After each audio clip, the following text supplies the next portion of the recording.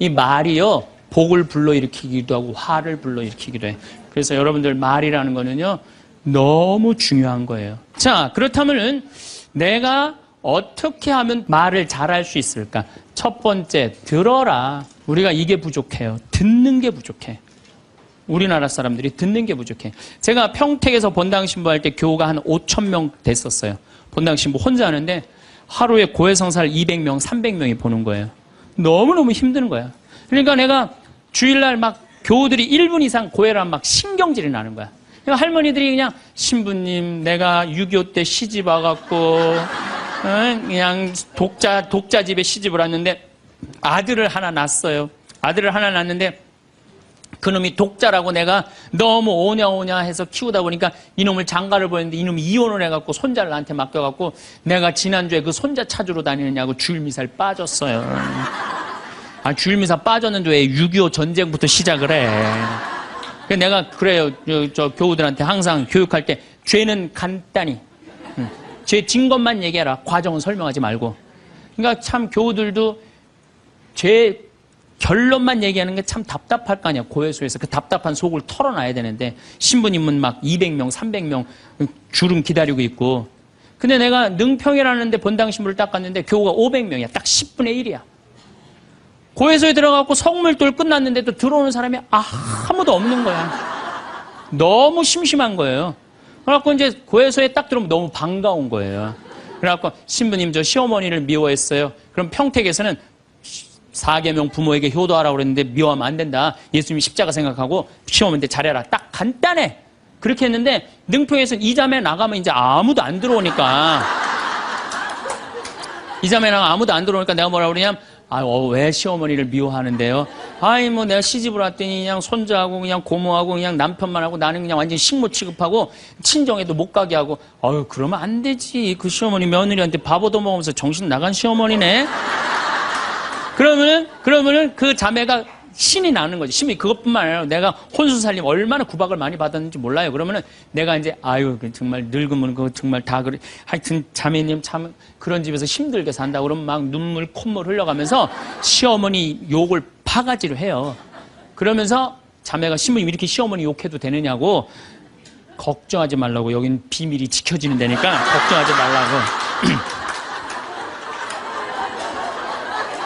한 20분 정도 막 시컷 시어머니 욕하면은요, 대부분의 며느리들이 뭐라 그러냐면, 신부님 꼭 시어머니가 있어서 불편한 것만은 아니에요. 시어머니가 애도 봐주고, 반찬도 이런 거 저런 거 해줄 때는 나 너무너무 좋아요.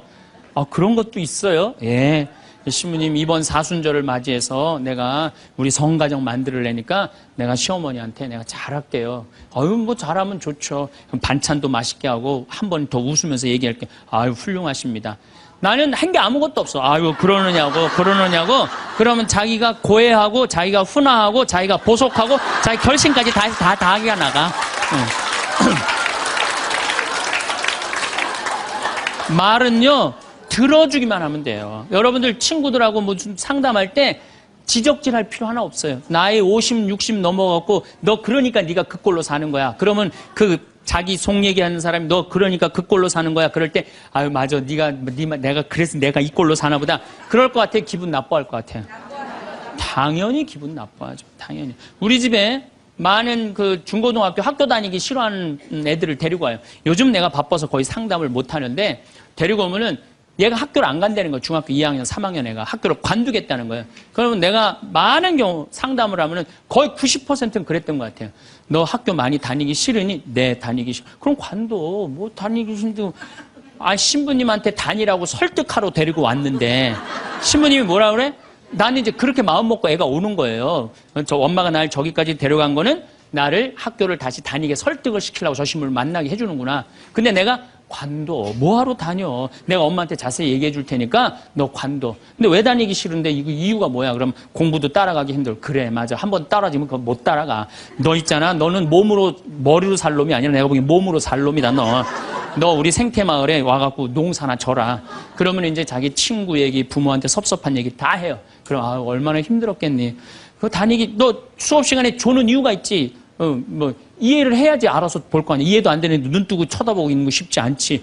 신부님 그거 어떻게 알았냐. 다 내가 옛날에 해봐서 알아. 한 1시간 동안 얘 공감, 동감 해주고 고개만 끄덕여주면요. 얘네들이 거의 끝날 때 뭐라 그러는지 알아요? 신부님 막 그래도 아무리 생각해봐도 중학교는 졸업해야 될 것 같아요. 아니야. 중학교 졸업할 필요 없어. 나중에 네가 철 들으면 졸업해도 돼. 자퇴 그냥 하는 걸로 하자. 아니에요, 신부님. 중학교 졸업하는 게 나을 것 같아요. 그래? 그러면 가서 한번 다녀봐. 다니다 힘들면은 꼭 나한테 얘기하면 내가 꼭 엄마한테 얘기해 줄게. 그래서 중학교, 고등학교, 대학 졸업한 애들 많아요. 아직도 연락하는 애들이 많아요. 신부님 감사하다고. 그러면 내가 아이하고 면담할 때 엄마들이 나한테 이렇게 신부님 무슨 얘기 했느냐는 거예요. 무슨 얘기? 난 한 얘기 아무것도 없어요. 그냥 고개만 끄덕여 준 거예요. 그런데 여러분들은 자녀들한테 대화할 때 뭐를 얘기해요? 조금만 고생하면 너 괜찮을 텐데 왜 그 고생을 안 하느냐? 너 저 2년, 3년만 지나면 대학 들어가면 너 마음대로 할 텐데 너 공부해. 걔는 지금 지옥 같은데. 그러니까 강요하는 거야. 대화가 아니야. 대화가. 그러니까 안 되는 거예요. 인도에는요. 대화를 하면은요. 그 이호덕 선생님이라고 글 우리말 쓰기 아주 돌아가셨는데 책 잘 쓰는 분 계셔요. 그분 책에 그런 내용이 나와요. 인도에 여행을 하는데 사람들이 대화를 하면서 그러더래요. 아차 그러더래요. 아차. 얘네들이 우리나라처럼 뭐 물건 까먹어 아차 그러나 그랬대요.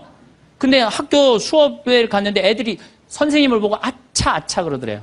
그래서 그게 무슨 뜻이냐 그러니까 내가 지금 네 이야기를 들어주고 있으니까 네 말이 맞다라는 뜻으로 내가 아차 해주는 거. 네 말이 사람이 지금도 고개를 끄덕이는 분들 그게 참 중요해요. 고개를 끄덕이는 게 중요한 거예요.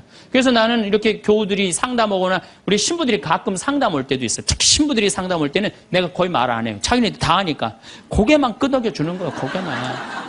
그럼 뭐 관두겠다 뭐 이런 신부들도 그냥 계속 고개만 끄덕여 주는 거예요. 한 3시간, 4시간 계속.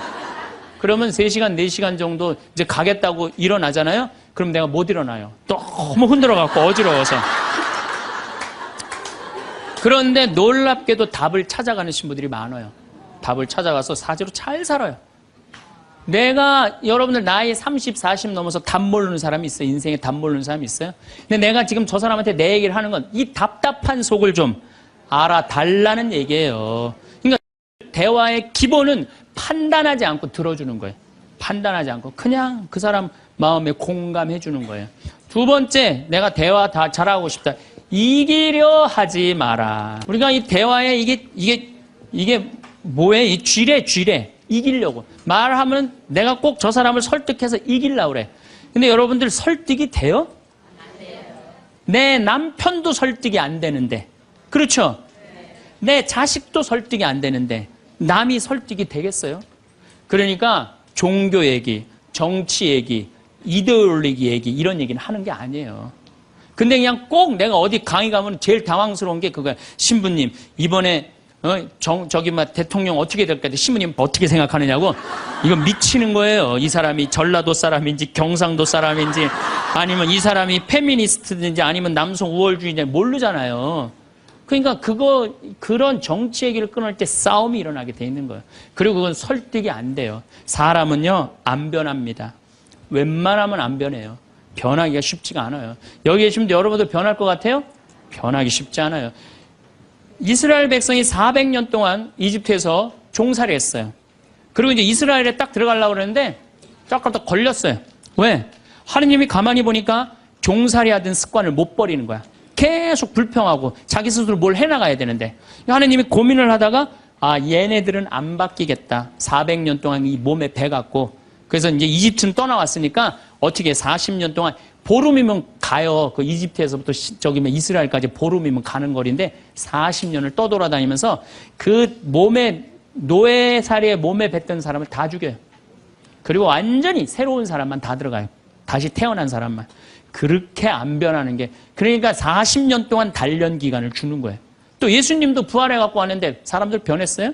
안 변했어요. 변한 사람 없어요. 12제자만 변하고 그런 거지. 사람은 안 변해. 근데 여러분들이 너 이렇게 살아 그런다고 살아요 그 사람이? 그러니까 대화할 때 싸워서 이길 수가 없어요. 싸워서 이기려 하지도 말고.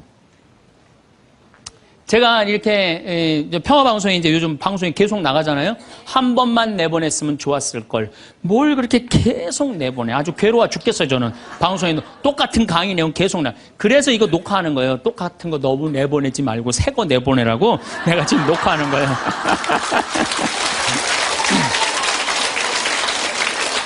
그런데 우리 PD님이 나한테 그러는 거예요. 신부님 시청률이 1위라는 거예요. 정말 기분이 좋더라고요. 그리고 이제 평화방송 다시 보기에도 보면은 댓글이 고맙다 막 쫙 올라와 있어요. 자긴 종교가 다른데도 내 걸 본대요. 그런 분들도 많아. 그런데 딱 한 사람이 천주교 성직자 맞음 이렇게 썼어요. 성직자 맞음 이렇게 써서 기분 굉장히 나쁘게. 왜? 내가 행복농 강의하면서 평화방송 다시 보기라면 1,000원을 내야 돼요. 1,000원을 받으면서 내가 행복농 강의하니까 너 가증스럽다 이거야. 너 성직자 맞냐 이거야. 천주교 신부 맞느냐 이거예요. 그러니까 네가 진짜 행복농 강의 제대로 하려면 받지 말아라 이거예요. 근데 나는 안 받아요. 평화방송이 받는 거지 나는 안 받아요. 나 거기서 받아갖고 평화방송에 나 돈 한 푼도 안 줘요. 그리고 300K로 보면 무료로 볼 수 있어요 또. 그 사람은 내가 싫은 거야. 내가 그냥 본질적으로 싫은 거야 내가. 그러니까 성직자 맞음하고 쓴 거야. 근데 그 밑에 댓글을 써서 내 팬들이 막 신부님 돈 안 받는다. 평화방송도 해명을 했어요. 신부님 한 푼도 돈 안 간다. 그래도 아무 소리도 없는 거야. 그러니까 그 사람은 내가 싫은 거예요. 그 싫으니까 성직자 맞느냐고 한 거야. 자, 내가 그걸 읽어보고 막 화가 나서 100명이 다 칭찬하는데 한 명이 나 욕하면 신경질 나잖아요.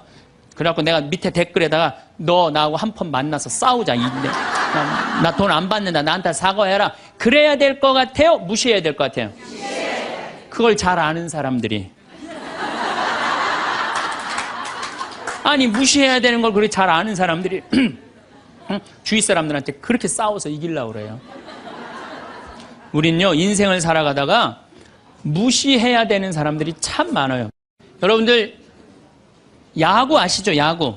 투수가 있고 포수가 있어요. 그렇죠? 타자가 있어요. 타자가 이제 좋은 타자는 어떤 타자냐면은 하늘로 올라가는 볼을 치는 타자가 훌륭한 타자입니까? 땅으로 떨어지는 볼을 치는 타자가 훌륭한 타자입니까? 와일드 피치라고 아주 뒤로 빠지는 볼을 치는 타자가 훌륭한 타자입니까? 아니면 스트라이크를 제대로 골라서 이 스트라이크를 치는 타자가 훌륭한 타자입니까? 그렇죠. 스트라이크 들어오는 걸 쳐도 3할 10번 중에 3번을 못 쳐요. 하늘로 솟는 거, 땅으로 떨어지는 거, 뒤로 빠지는 거 이런 거는 골라내야 돼요. 근데 우리 인생도 마찬가지예요. 만나는 사람이 다 스트라이크예요? 만나는 사람 어떤 사람은 하늘로 솟는 볼이 있어요? 없어요? 땅으로 떨어지는 볼이 있어요? 없어요? 뒤로 빠지는 볼이 있어요? 없어요? 볼들이 많아요. 그 볼마다 쫓아다니면서 다 치면요 이 사람 타자 자격 없어요. 여러분들 인생 살아가면서요 스트라이크만 골라 쳐도 3할을 못 쳐요. 그러니까 10명 중에 만나는 사람 3명 마음 맞는 사람 만나기 쉽지 않아요. 그 3명만 아멘 다시 한번 해보세요 그럼.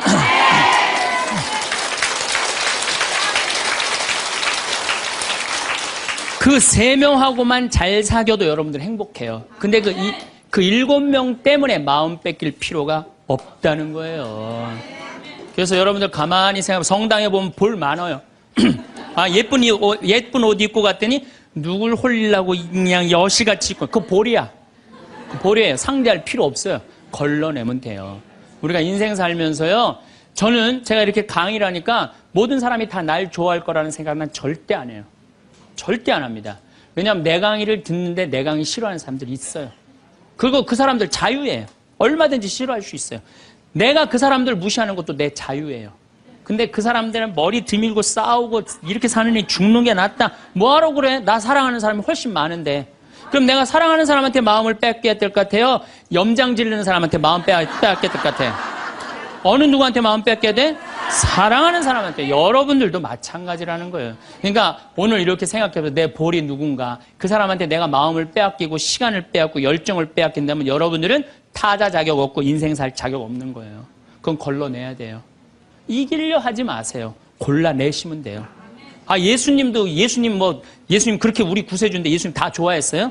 멱살 잡고 돌 던지고 막 이랬어요. 예수님도 마지막 침 뱉고 그러니까 우리들이 모든 사람한테 사랑받으려고 그럴 때 그때 미치는 거예요.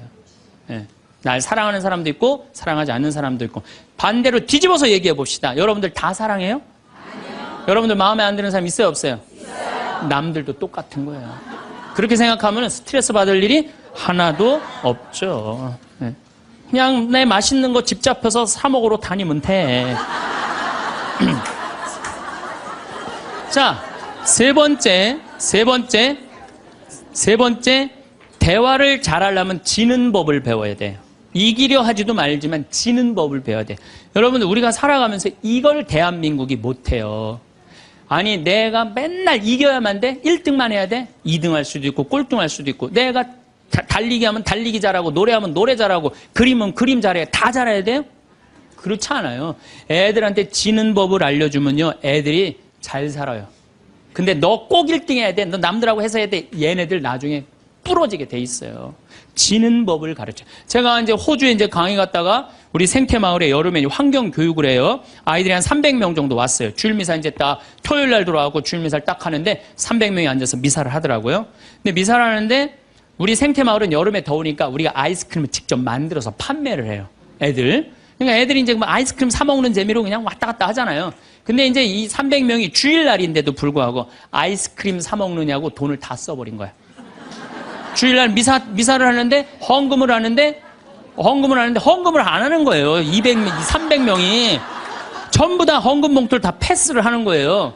그런데 원주교구 구곡성당 아이들이랑 대구교구 무슨 산지성당, 성지성당인가 두 성당 50명만 헌금을 다 하는 거예요. 얘네들은 헌금을 남겨둔 거죠. 남겨두고 헌금을 계속 하더라고요. 나는 이렇게 앉아서 보는데 걔네들이 너무 예쁜 거예요. 그 먹고 싶은 아이스크림을 안 먹고 헌금을 하니 얼마나 예뻐요. 하느님 생각을 가만히 해봐서 하느님이 쟤네들이 얼마나 예쁠까 감사하다고 헌금을 바치니. 그래서 내가 이제 공지사항 때 너희들은 아이스크림도 안 사 먹고 이렇게 헌금을 하니 너무 기특하다. 너희들 신부님이 아이스크림 교환권 2,000원이거든요. 이거 하나씩 다 선물로 줄게. 다 선물로 줬어요. 선물로 줬는데 250명이 뭐라 그러냐면 이러는 거예요. 자기네들은 못 받는다 이거야. 얘네들은 헌금을 해갖고 내가 선물로 주고 싶었는데 250명은 싫은 거예요. 근데 제가요 신부 생활 20년 하면서 뭐 성당에서 뭐 프로그램 할 때 상 줄 때요 박수 치는 경우를 본 적이 없어요. 전부 애들이 다 그래요. 내가 1등 아니면 다 싫은 거예요. 그러니까 지는 법을 안 가르치는 거죠. 축하해 줄 일 아니에요? 쟤네들 헌금 내갖고 저렇게 좋은 선물을 받는구나. 박수 쳐줄 일 아니에요? 그래갖고 내가 열받아갖고 생명을 살리는 말씀, 내 CD죠. 15,000원짜리. 이번 확 뛰었어. 15,000원짜리. 이거 니네들 엄마한테 다 갖다 줘, 엄마 아빠한테. 뭐라고 갖다 주냐면 내가 헌금 냈더니 신부님이 선물 줘서 엄마 아빠한테 갖다 주라 그래요. 이 집은 뭐가 되는 집이야, 이 집들은. 그랬는데 못 받는 애들이 더 크게 그러더라고요. 그래서 내가 한마디 했어. 니네들은 하느님한테 바치는 거 아무것도 없이 그냥 받으려고 그래? 얘네들은 먹고 싶은 거 안 사 먹고 바친 거야. 남이 잘 되는 꼴을 못 봐요. 우리나라 지금 분위기가 그래요. 난 요즘 이 선거철 보면서 정말 가슴 아파. 머리 꼭대기부터 지는 법을 못 봐요. 자기가 떨어지면 무슨 욕을 해서라도 핥혀내야 돼. 받아들이질 못해. 그러니까 머리 꼭대기부터 밑에까지 지는 법을 안 가르치니까 우리 사회가 무슨 뭐 타협이 없어요. 죽기 아니면 까무러치기야. 한 발 양보하는 게 없어. 그래서 대화가 말이 안 통하는 거야. 지는 법을 안 가르치니까. 네 번째, 한쪽 말만 듣고 판단하면 바보 되기 쉽다. 이게 특별히 우리 교회에서 그래요. 한쪽 말만 듣고 판단하는 경우 너무 많아요. 그렇죠? 내가 막 신부 됐을 때 우리 자매들이 신부님, 나는 남편이 때리고 바람 피고 술 먹고 빚지고 너무너무 불쌍하더라고요. 왜냐면 얼마나 불쌍해. 여자가 시집으로 왔는데 남편이 때리고 바람 피고 빚지고 기쁨이 하나도 없잖아요. 막 그것도 여자가 이쁜 여자가 울면 더 이쁘잖아 또 막. 그래갖고 정말 이렇게 불쌍한 자매 어떻게 하면 좋은가. 마음이 안타까웠어요. 이 어떻게 도와주면 좋은가. 근데 한 10년째 됐는데 어떤 자매 하나가 성당 활동 열심히 하는 자매 하나가 남편도 내가 보기엔 굉장히 젠틀한 사람이야. 괜찮은 사람이야. 근데 해가 어스름하게 지는데 성당 마당에서 울면서 신부님, 나는 겉보기에는 멀쩡해도 속으로는 시어머니, 시아버지, 남편 때문에 속이 썩는다고.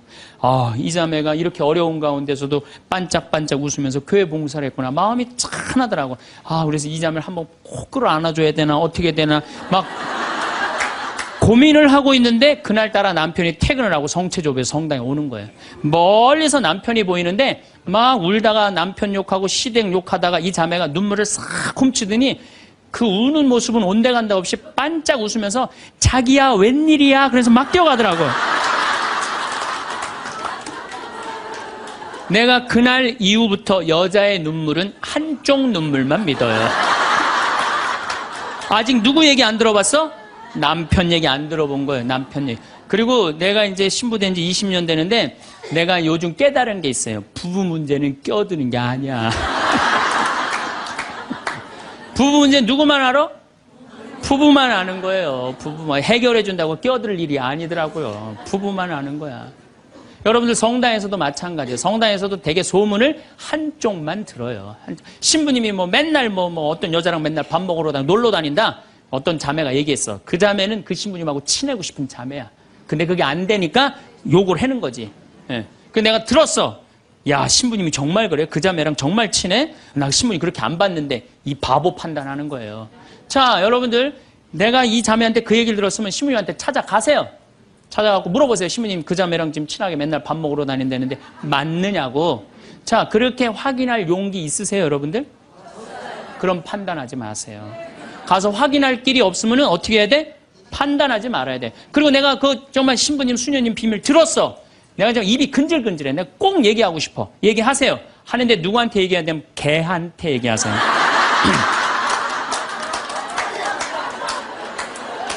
걔한테 얘기하세요. 걔는 말을 옮깁니까? 안 옮깁니까? 안 옮겨요. 사람은 옮겨요. 그래갖고 그 공동체를 깨트리는 경우도 많아요. 그 공동체를 깨트리는. 우리가 신앙생활하면서 얼마나 잘못하는 것 중에 하나가 한쪽 말만 듣고 판단하는 거. 그래서 신앙생활하는 사람 머리가 더 복잡해. 너무나 이상한 소리를 많이 들어갖고. 제가 미국에 강의를 갔는데 자매들이 그러는 거야. 어떤 유명한 신부님이 은퇴하고 장가를 갔다는 거예요. 그래서 아니, 그분이 장가 갈 분이 아닌데 내가 그래. 근데 또 갔는데 또 어떤 이번엔 또 다른 대학 유명한 교수 신부님이 은퇴해갖고 장가를 갔다는 거예요. 둘 다 장가를 갔다는 거예요. 여자를 알기를 돌같이 보던 분들인데. 그래서 나는 속으로 아니 그분들이 은퇴할 분 장가 갈 분들이 아닌데. 그래갖고 내가 이번에 1년이 지나고 난 다음에 동창신부들 모여갖고 야, 나 미국에 가고 이런 얘기를 들었다. 그랬더니 한 동창신부가 그런 얘기를 무슨 소리야. 지난주에 나하고 같이 미사 봉헌하고 신부님이 성서 강의했는데. 그러니까 멀쩡하게 성서 강의하는 신부님이 미국에서는 지금 관도하고 장가가 있어 지금. 우리가 얼마나 신앙생활하면서 이 잘못된 소문에 우리 영혼이 망가지는지 몰라요.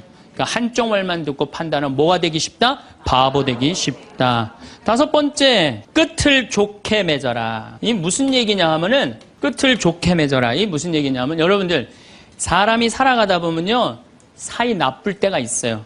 친한 친구인데 결국은 재산 문제 때문에 법원까지 가갖고 법원에서 재산 주고받고 이게 끝났어. 헤어질 때 뭐라고 헤어져요?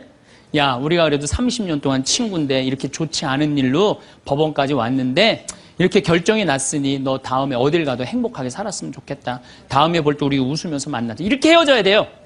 아무리 속이 뒤집어져도. 근데 우린 뭐라고 헤어져요? 너 밤길 조심해. 내가 언젠가 너 가만히 안 놔둘 거야. 이거는요 정말 어리석은 거예요. 또 어떤 사람이 맨날 술 먹고 막 바람 피다가 죽었어. 50살에. 그냥 그 집 애 때리고 부인 때리던 사람이 죽었어. 그냥 이제 초상집에 가갖고 위로해 준다고 그렇게 술 먹고 바람 피고 애들 때리더니 잘 죽었다. 니네들 고생 끝났다. 니네들끼리 행복하게 살아라. 이렇게 말한다고 그 자식이 행복해 할 것 같아요? 그래도 자기 아버지인데. 이렇게 말해야 돼요. 그래도 네 아버지가 이 시대의 풍류를 알던 사람인데 너무 안타깝다. 얼마나 멋있는 사람이었는데 정말 마음이 아프다. 아버지 좋은 데 가시게 이제 정말 저 세상에서는 정말 아무 거침없이 행복하게 살 수 있도록 우리 기도해주고 축복해주자. 그럼 너희들은 정말 행복하게 살았으면 좋겠다. 아다르고 어달아요. 아다르고 어달라요. 나는 정말로 2000년 동안 말 진짜 못하는 놈 한 놈 알고 있어요. 이놈이 어떤 놈이냐면 십자가 왼편에 매달린 이 왼편의 강도 진짜 말 못하는 놈이에요. 이놈이 이제 십자가에 못 박혀 자기도 괴롭고 아프기 힘들겠지. 그렇지만 그렇게 말하면 안 되지.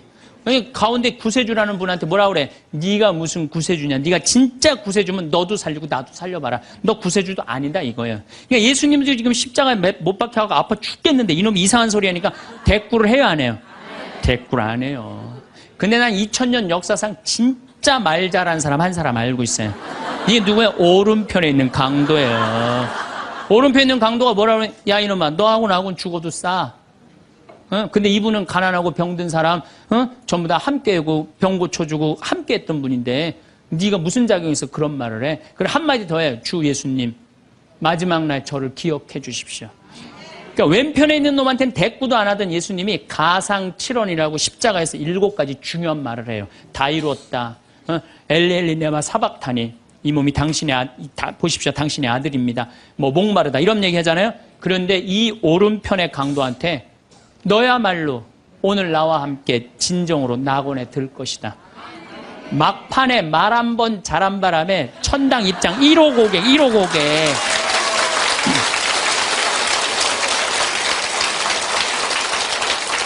여러분들 우리가 사람이라는 것이요 이 말이요 복을 불러일으키기도 하고 화를 불러일으키기도 해. 구원까지 결정될 수 있는 게 말이에요. 그래서 나는 이 기가 막힌 말을 어떻게 쓰고 있느냐 제가 성서 한 구절 좀 읽어 드리겠습니다. 자세히 알아보기 전에 꾸짖지 마라. 먼저 생각해보고 나서 질책하여라. 듣기 전에 대답하지 말고 남이 말하는 도중에 끼어들지 마라. 너와 상관없는 일로 다투지 말고 죄인들이 시비를 가릴 때 자리를 함께 하지 마라. 꼭 성당에서 신부님 욕하는데 모여갖고 그냥 같이 하는 사람들 위험한 데 앉아 있는 거예요. 죄인들이 시비를 가리는데 자리를 같이 하지 말아요. 하지 마세요. 빠져나오세요. 예, 그건 하느님이 판단할 일이지 여러분들이 판단할 일은 아니라는 거예요. 혀를 절제하는 이는 갈등 없이 살고 뜬 소문을 싫어하는 이는 잘못을 덜 저지르리라. 절대 말을 옮기지 마라. 아무것도 잃는 것이 없으리라. 말을 안 옮기면 잃는 것이 없어. 말을 너무 옮기고 싶어. 누구한테 얘기해? 개한테 얘기하세요. 개한테. 어떤 말을 들었으면 죽을 때까지 묻어두어라. 이게 집회서에 나오는 말씀이에요. 여러분들 저 사람 판사인데 둘째 부인 아들이래. 내가 알고 있어. 근데 그걸 얘기를 해야 될까요? 죽을 때까지 묻어둬야 될까요? 죽을 때까지 묻어둬야 돼요. 어리석은 자는 들은 말 때문에 아이 낳는 여자처럼 진통을 겪으리라. 온갖 소문을 듣고 그냥 진통을 겪는 거야. 어리석은 자의 뱃속에 든 말은 사람의 넓적다리에 밝힌 화살과 같다. 중상하는 자와 한 입으로 두말하는 자를 저주하여라. 그들은 평화로이 사는 많은 사람들을 멸망시켰다. 그래서 여러분들 말이라는 거는요 너무 중요한 거예요. 그래서 난 과연 생명을 살리는 말씀을 하는 사람이냐, 좋은 열매를 맺는 말 씨를 뿌리는 사람이냐, 입만 열면 공동체를 파괴하고 상대방 가슴에 멍을 들게 하는 말투를 던지는 사람이냐, 이 이야기를 3주에 걸쳐서 이야기를 나누고 있습니다. 우리가 가장 가까이 있는 사람한테 가장 상처 주는 말을 참 많이 하는 것 같아요. 그래서 여러분들 부부끼리 서로 기분 나쁠 때가 있어요. 기분 나쁠 때 있잖아요. 네. 그럴 때 이렇게 뭐 감정적으로 생각하거나 극단적으로 생각할 필요가 없을 것 같아요. 왜 그렇게 생각하실 필요가 없느냐면 지금 종자가 다른 종자가 이상한 행동을 하고 있다. 이렇게 생각하면 좀 마음이 좀 편안해요. 저 사람이 날 미워해서 그러는 게 아니다. 더욱이 여성이라는 이 성은 제가 남성이기 때문에 그런 걸 많이 느껴요. 여성은 참 신비한 존재. 여자는요 생리를 하고 난 다음에 1일부터 18일까지 점점 기분이 좋아진대요. 점점. 18일서부터 21일 사이까지는 기분이 최고래, 최고. 네. 최고인데 21일부터 기분이 나빠지기 시작해. 생리할 때 되면 완전히 그 여자가 아니야. 원래 생각했던 그 여자가 아니야. 완전히 새로운 완전히 짐승이 하나 나와갖고 이상한 행동을 하는 거예요. 그러니까 여자는 기분이 좋고 나쁘고 너무 분명해요. 좋을 때는 한없이 좋고 나쁠 때는 또 한없이 나쁜 경우가 있어요. PMT라고 이게 그 여자는 그 생리 전 긴장감이 있대요. 이 현상이 있어갖고 여자의 감정을 남자들이 내 마음으로는 난 도저히 이해가 안 돼. 이게 이 주기를 몰라서 그래요. 더욱이 여자가 한 18일에서 21일 사이는 기분이 얼마나 좋으냐면은 처녀 때도 이때 만약에 파티장에 가고 술을 먹는데 남자를 보면은요 모든 남자가 다 멋있게 보인대. 그래갖고 그냥 이때 그냥 술 먹고 호텔에 다음날 아침에 깨보면 어머머 내가 미쳤어. 내가 왜 그랬지? 이런 일이 이때 벌어지는 거예요. 그래서 보통 보면은 이렇게 부부들 보면 너무 예쁜 여자하고 이상하게 생긴 남자가 부부로 사는 경우가 있어요. 이 경우는 18일에서 21일 사이에 만난 경우에 이 경우는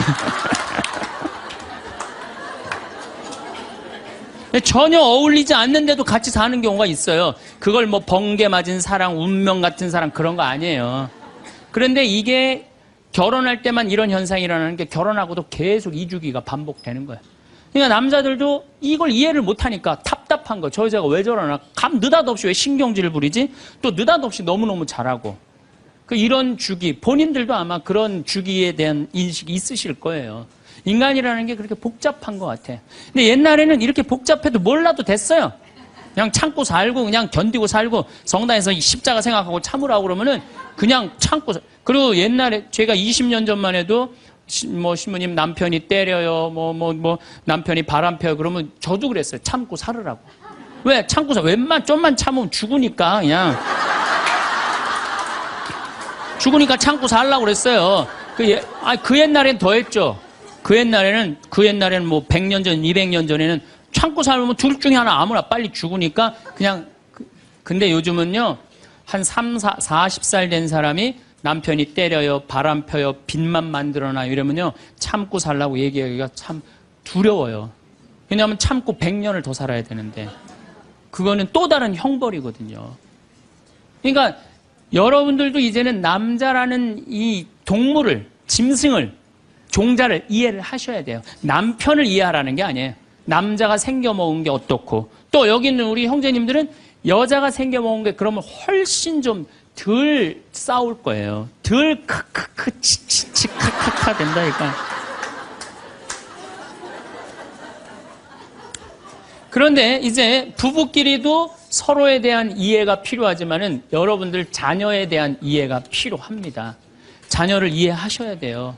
그리고 자녀하고 대화를 해야 돼요. 자녀하고 대화를 해야 되는데 우리나라 엄마들은 참 편안하게 교육해요. 딱 한마디만 하면 되니까 공부해. 이건 절대 교육이 아니에요. 절대 교육이 아니에요. 우리 집에 이 형제가 4형제. 근데 우리 둘째 형이 머리가 나빠요. IQ가 99에. 난 126인데. 근데 우리 둘째 형이 중학교 1학년 때 어느 날 갑자기 공부를 잘하는 거예요. 반에서 1, 2등을 하는 거예요. 그리고 좋은 고등학교 가고 좋은 대학 나와서 뭐 대기업 하고 요즘 아주 그냥 번듯한 회사의 사장이에요.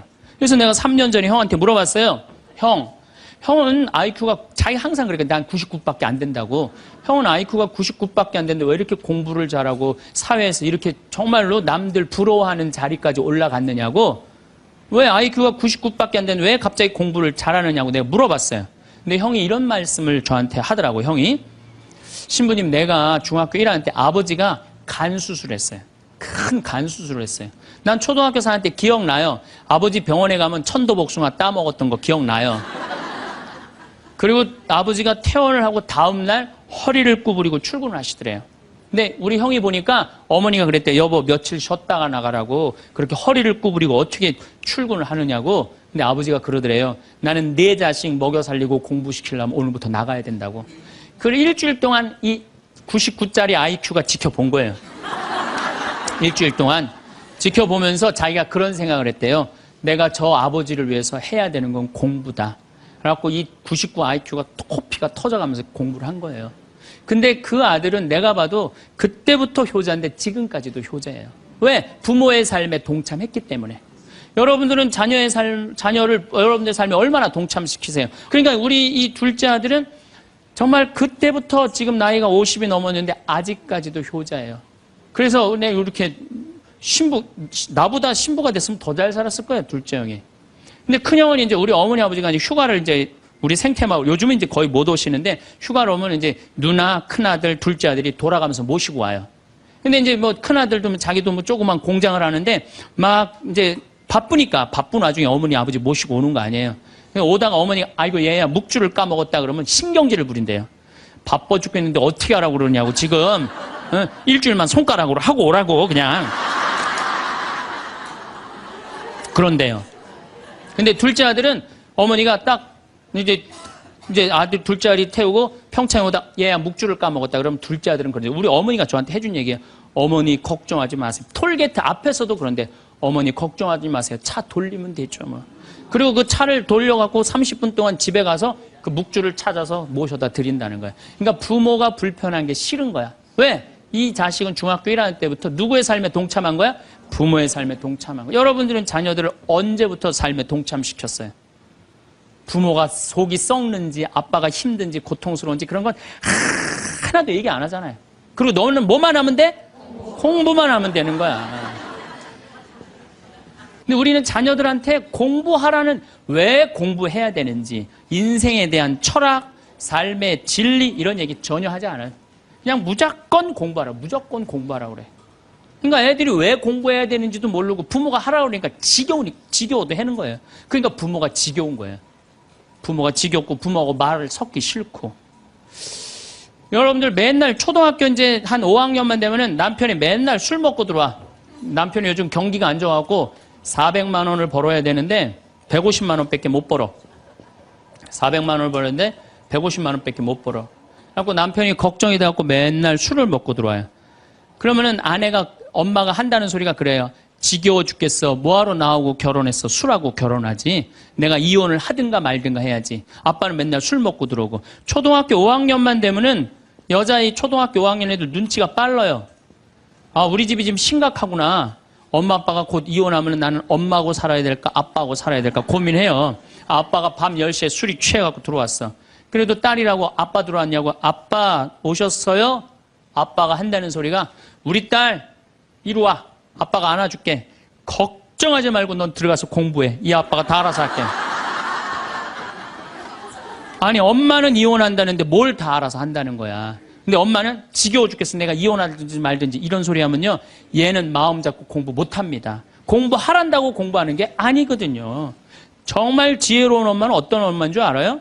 남편 술 취해갖고 들어오면은 방에다 뉘어놓고 근심 어린 얼굴로 쳐다보는 초등학교 5학년 딸아 아빠가 맨날 술 먹고 들어오니까 걱정되지? 엄마 나 걱정돼. 아빠가 왜 저래 조금? 사실은 아빠가 요즘 경제가 좀 어렵지 않니? 너도 알다시피 지금 유럽에 그리스 사태 터졌잖아. 석유값이 자꾸 올라가고 있어. 그리고 미국은 리먼 브라더스 경제 위기가 왔잖아. 이렇게 어려운 경제 위기가 와서 아빠가 한 달에 400을 벌어야 되는데 150밖에 못 벌어. 근데 너도 알다시피 우리 핸드폰 네 식구 쓰면은 20만 원이야. 그 다음에 전기세 10만 원이야. 그 다음에 아빠 차 운행하고 우리 버스 타고 전철 타고 다니는 거 30만 원이야. 우리가 라면만 먹고 살아도 60만 원이야. 네 학원비, 동생 학원비 50만 원 들어가. 그러고 난 다음에 우리 아파트 부금 100만 원 들어가. 한 달에 최소한 250은 있어야 되는데 150밖에 6개월 동안 아빠가 지금 이렇게 우리 집이 마이너스야. 그래서 아빠가 저렇게 근심 걱정이 돼서 저렇게 술을 먹고 들어오니 네가 좀 이해를 해줬으면 좋겠다. 이렇게 말하면요. 얘는 방에 들어가서 고민해요. 우리 집을 위해서 내가 도대체 뭘 해야 될까 고민해요. 그런데 우리는 자녀들한테 이런 얘기 일체하지 않아요.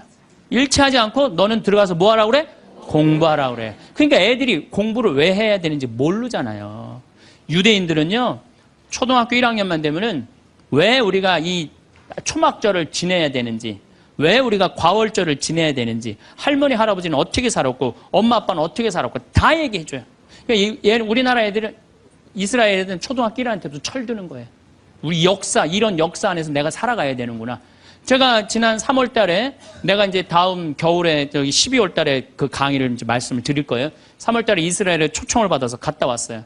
근데 마침 내가 그 사막 체험을 했는데 그때 이스라엘의 영재 아이들이 거기 왔었어요. 천재 아이들이죠. 근데 이스라엘은 고등학교 3학년 18살만 되면요. 무조건 군대 가야 돼요. 3년. 남자고 여자고 다 3년. 근데 걔네들이 전부 다 의대 합격한 애, 공군사관학교 합격한 애, 다 그런 애들이야. 그래서 내가 물어봤어요. 니네들은 18살만 되면은 군대를 간다는데 너희들 정말 군대 가고 싶느냐? 내가 물어봤는데 걔네 눈빛이 반짝반짝 거리면서 나는 이 나라를 위해서 가겠다는 거예요. 그리고 그냥 가는 것도 아니고 반드시 가고 난 기쁘게 가겠다는 거예요. 얘네들은 역사, 의식, 가정의식 다 있는 거야. 그러니까 우리나라 애들은 20년 동안 역사 얘기도 안 듣고 사람 살아가는 도리 얘기도 안 듣고 무조건 뭐만 하라고 그래? 공부만 하라고. 작년 3월 13일 날 고등학교 3학년 남자아이가 얘가 전국 4천등 하는 아이였대요. 모의고사에. 전국. 근데 엄마는 전국 1등 하라고 그래요. 전국 1등. 나는 전교 1등은 들어봤어도 전국 1등은 처음 들어봤어요. 전국. 자식한테 전국 1등을 하라고 강요한 엄마는 처음 들어봤어요. 근데 얘는 전국 4천등이면요. 서울대 들어가요. 왜냐면 1년에 서울대 4,000명 정도 뽑거든요. 4,000명 정도 뽑으면 뭐 카이스트, 경찰대 뭐 이런 데 다 빠지면은요. 서울대 들어가고도 남아요. 그런데 얘는 전국 63등으로 고친 거야. 63등인지 62등인지. 내가 고등학교 때 반에서 받은 등수야, 이거야, 고등학교. 그런데 엄마가 이 성적표를 받아보고 아이를 8시간을 두들겨 팼다는 거예요. 엄마가 전국 1등 하라고 그랬더니 왜 전국 62등 하느냐. 근데 3월 14일이 무슨 날이냐면 학부용 진학 상담하는 날이야.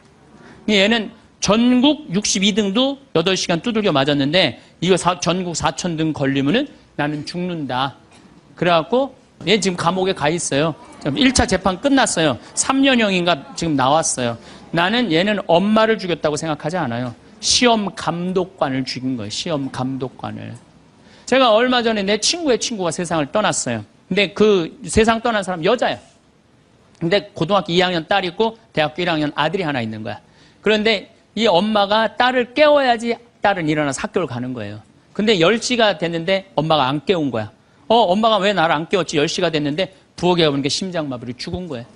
심장마비로 죽었는데 아들이 이제 올라왔죠. 지방대학 다니면서. 아들이 올라왔는데 아들이 장례 때 하나 울질 않더래요. 우리 친구가 가서 보니까. 그리고 그냥 슬퍼하질 않더래요. 그런데 장례하는 날 아빠한테 그러더래요. 아빠, 나 내일 MT가 있는데 나 그거 꼭 가고 싶은데 나 어떻게 하면 좋으냐고. 나 내일 MT 가게 해달라고 그러더래요. 철이 안 들은 거죠. 그런데 여러분들, 얘가 철이 왜 없을까요? 누가 이렇게 철없이 키웠을까요? 부모가 철없이 키운 거예요. 뭐 하라고 그런 거야? 공부하라고 그러는 말 외에는 한 얘기가 없는 거예요. 공부하라는 얘기. 어제 내가 평창에서 강의를 했는데 할머니 한 분이 평생 한 번도 그런 얘기 안 했대, 자식한테. 먹여주고 재워주는 거 외에는 한 게 없다는 거예요. 여러분들, 개는요, 10마디 알아듣는데요. 기다려, 앉아, 손, 엎드려, 이 정도 알아듣는데요. 그리고 원숭이는 한 30마디 알아듣는데, 자기네들끼리도. 사람은 적어도 하루 한 집에서 살면서 10,000마디는 해야 된대요. 근데 우리가 자녀들한테 무슨 얘기해? 일어나, 밥 먹어, 학교 가, 숙제, 공부해, 시험은 10마디 정도밖에 안 한 거야, 20년 동안. 어떤 하느님을 사랑하는 거, 사람을 사랑하는 거, 살아가면서 사람의 도리, 우리 집안의 내력, 그런 얘기 생전 안 하는 거예요, 생전. 내가 어떤 고민을 하는지, 내가 어떤 갈등 속에서 사는지, 아빠하고 어떤 추억이 있는지, 그런 거 전혀 모르는 거예요. 밥만 먹여주는 그러니까 10마디 이상 안 한 거예요. 그냥 내가 자녀를 키우면서 계속 들어가서 공부해 10마디 이상 안 한 이 집은 무슨 집이냐? 개 같은 집이에요, 개 같은 집. 사람 집이 아니에요, 사람 집이 아니에요. 다정한 대화를 할 수가 없는 거야. 저는 요즘 우리 사회가 지금 굉장히 거칠다 그래요. 왕따, 그 다음에 학원 폭력, 굉장히 아주 충격적인 사건들이 많이 벌어지잖아요. 내가 보기에는 이거는 다 집안에서 교육이 말이 안 통해서 그래. 부모가 진리를 애들한테 알려줘야 될 거 아니야, 진리를. 그리고 하느님의 사랑도 알려줘야 되고. 근데 그런 얘기 생전 안 하는 거예요. 저는 요즘 무슨 대책 막 낼 때 정말로 한심해요. 그런 대책으로는 해결이 안 돼요. 저는 중학교 때 성당을 이틀 갔어요. 토요일 날, 일요일 날. 이틀 간 게 아니라 6일이면 6일 다 갔죠. 7일이면 7일 다 갔어요, 성당. 매일 가서 성당 살았어요. 그 성당 가면은 매일 교리 배우고, 거룩한 거 배우고, 진리 배우고, 사람 사랑하는 거 배우고, 사람 배려하는 거 배우고. 그랬잖아요. 학원이 무슨 학원이야. 토요일 날이는 맨날 친구들하고, 이 순교자 성월에는 유대철, 내가 그때 주인공 됐었어. 유대철. 연극하고, 성탄 때는 또, 성가 연습하고, 문학적으로, 심성적으로 신앙생활을 했을 때는 아이들이 거룩하고, 그 중에 또 신학교 간 학사님 있으면 그 학생이 너무너무 부러우면 나도 한번 신부로 살아볼까? 또 수녀원 간 사람 있으면 또 이 여자아이들도 나도 저렇게 아름다운 수도자로 살아볼까? 그런 문화가 있었다고요. 근데 우리 천주교만 그런 게 아니라 자라보면 교회 다니는 애들, 절에 다니는 애들 다 그렇게 자랐어요. 그러니까 심성이 예쁘게 자라는 거죠. 근데 요즘 애들은 뭐만 해요? 공부만 해요. 그러니까 심성이 예쁘게 자랄 수가 없는 거예요. 아무리 대책을 발표해봐요. 소용이 없는 거예요.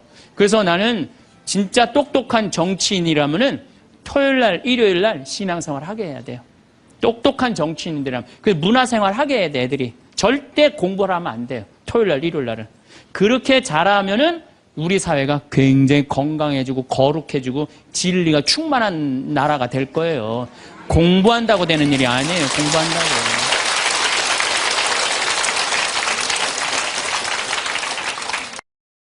사람의 인생은 실력만으로 굴러가지 않습니다.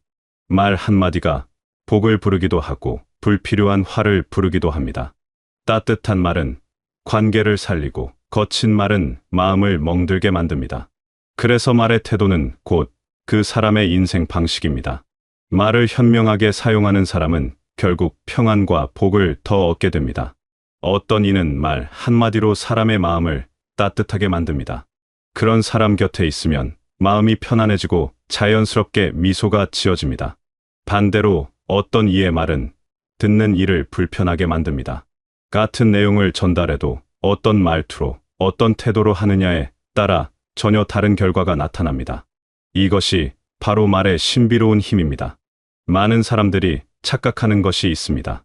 말을 잘한다는 것이 화려한 언변이나 논리정연한 설명 능력을 뜻한다고 생각합니다. 하지만 진짜 말을 잘하는 사람은 다릅니다. 진짜 말을 잘하는 사람은 듣는 사람의 마음을 헤아릴 줄 압니다. 상대방이 무엇을 원하는지, 어떤 마음 상태인지를 민감하게 느끼고 그에 맞춰 말합니다. 그래서 말을 많이 하는 사람보다 말을 잘 듣는 사람이 더 큰 신뢰를 받습니다. 사람들은 정답을 몰라서 누군가를 찾아오는 것이 아닙니다.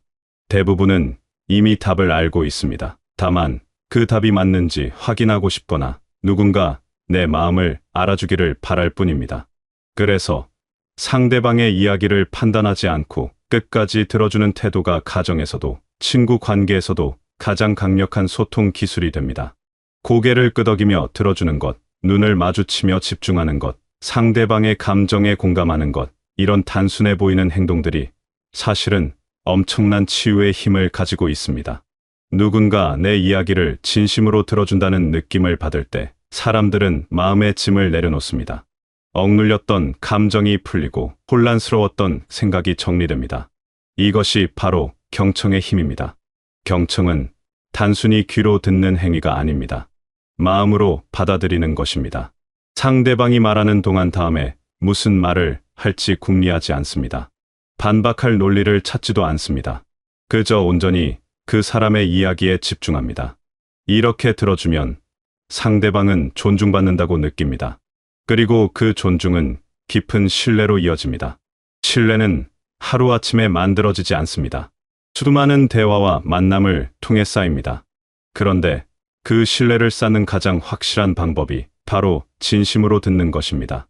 들어주는 사람에게 복이 찾아오는 이유가 여기에 있습니다. 사람들은 자신의 말을 들어주는 사람을 기억하고 그 사람을 소중히 여기고 어려울 때 가장 먼저 떠올립니다.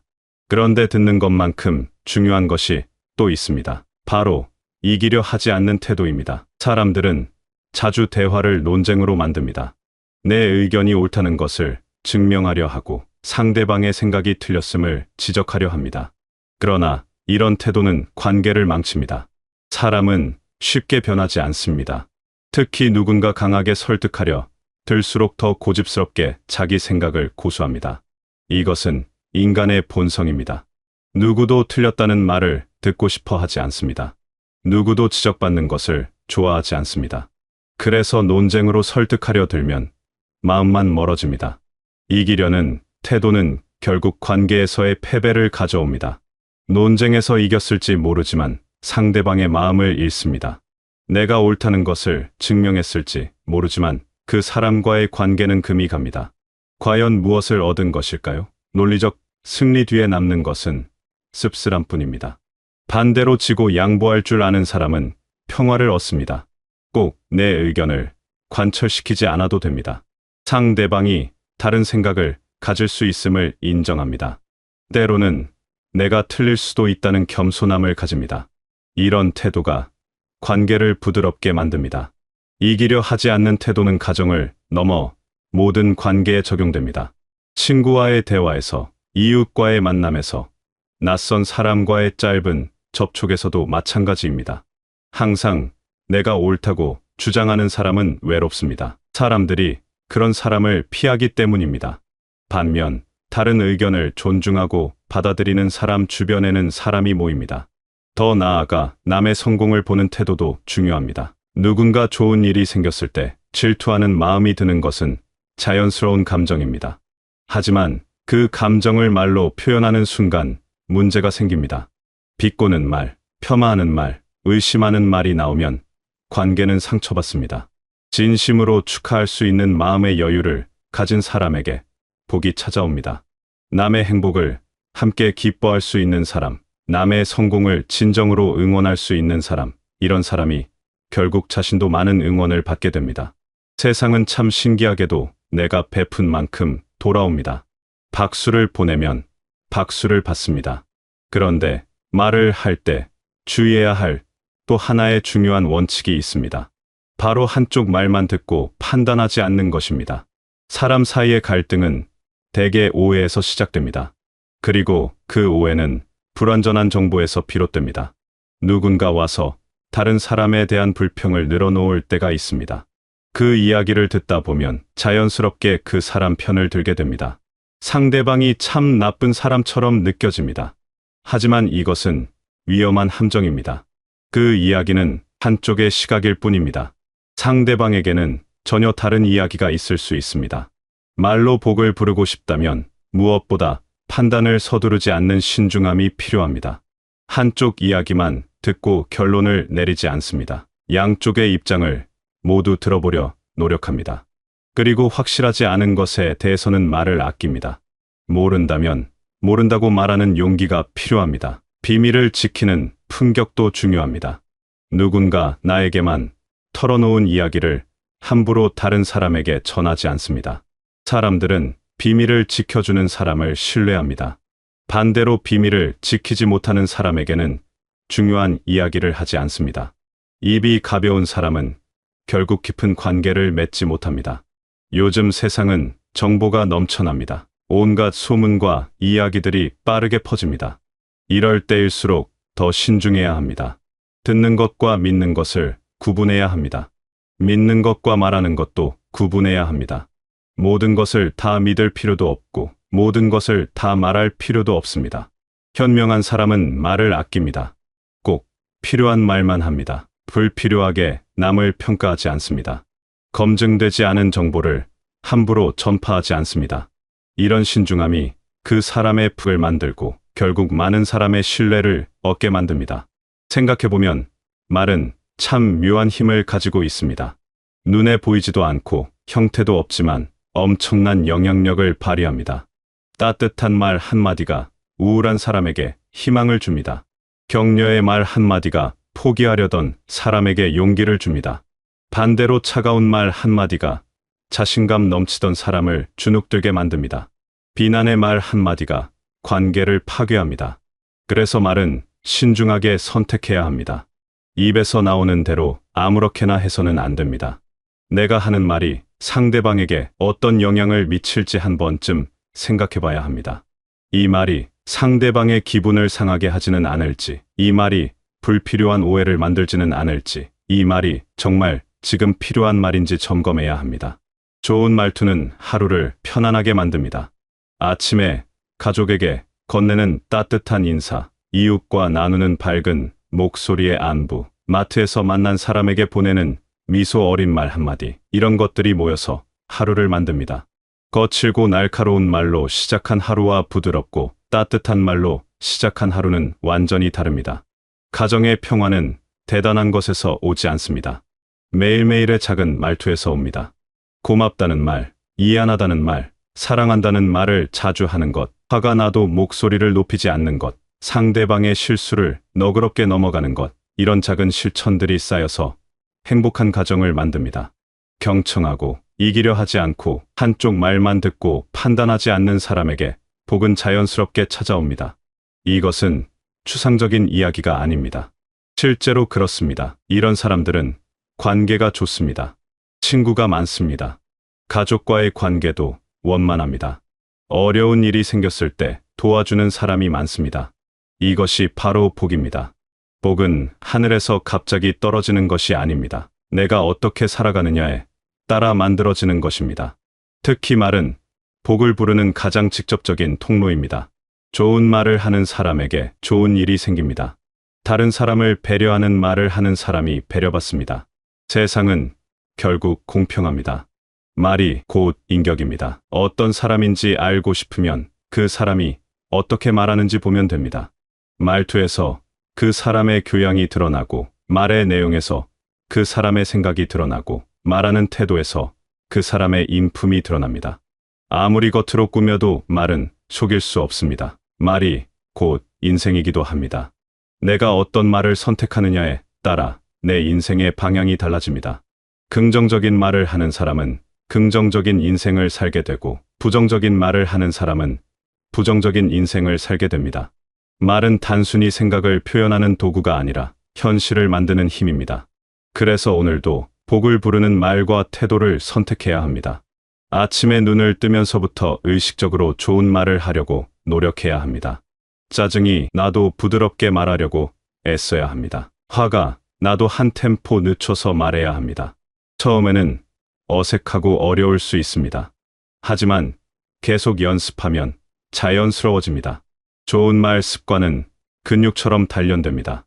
처음에는 의식적으로 노력해야 하지만 반복하다 보면 무의식 중에 나옵니다. 그러면 그것이 진짜 내 것이 됩니다. 좋은 말투가 몸에 배면 인생이 달라집니다. 관계가 좋아지고 분위기가 밝아지고 마음이 평안해집니다. 말은 공짜입니다. 돈이 들지 않습니다. 특별한 재능이 필요하지도 않습니다. 누구나 선택할 수 있습니다. 다만 의지가 필요할 뿐입니다. 좋은 말을 하겠다는 결심, 상대방을 배려하겠다는 마음, 내 감정을 조절하겠다는 노력, 이것만 있으면 됩니다. 그리고 듣는 연습을 하시기 바랍니다. 말하기보다 듣기가 더 어렵습니다. 참고 들어주는 것, 판단하지 않고 들어주는 것, 끝까지 집중해서 들어주는 것이 쉽지 않습니다. 하지만 이것이 관계를 살리는 핵심입니다.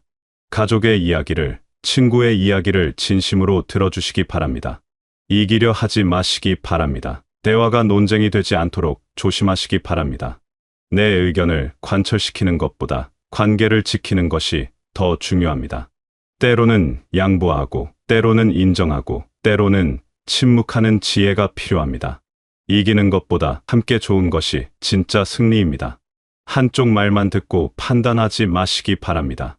성급한 판단은 오해를 만들고, 오해는 관계를 망칩니다. 신중하게 생각하고 양쪽을 들어보고 확인한 후에 말하시기 바랍니다. 그리고 확실하지 않은 것은 말하지 않는 용기를 가지시기 바랍니다.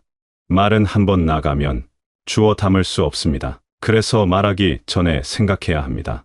이 말이 정말 필요한지, 이 말이 상대방에게 어떤 영향을 미칠지, 이 말을 하고 나서 후회하지 않을지 점검해야 합니다. 말을 아끼는 것이 말을 잘하는 것입니다. 마지막으로 기억하시기 바랍니다. 말이 복을 부릅니다. 좋은 말을 하면 좋은 일이 생깁니다. 따뜻한 말을 하면 따뜻한 사람들이 모입니다. 배려하는 말을 하면 배려받는 삶을 살게 됩니다. 이것은 미신이 아니라 삶의 원리입니다.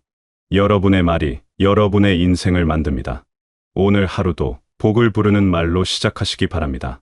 가족에게, 이웃에게, 만나는 모든 사람에게 좋은 말을 건네시기 바랍니다. 듣는 사람도 행복하고 말하는 여러분도 행복한 그런 따뜻한 대화들로 하루를 채우시기 바랍니다. 그렇게 하루하루 쌓인 좋은 말들이 결국 여러분의 삶을 풍요롭게 만들고, 여러분 주변을 따뜻하게 만들고, 여러분의 가정을 평화롭게 만들 것입니다. 말 한마디에 천냥 빚을 갚는다는 옛말처럼 여러분의 좋은 말 한마디가 누군가에게는 큰 위로가 되고 큰 힘이 될 수 있습니다.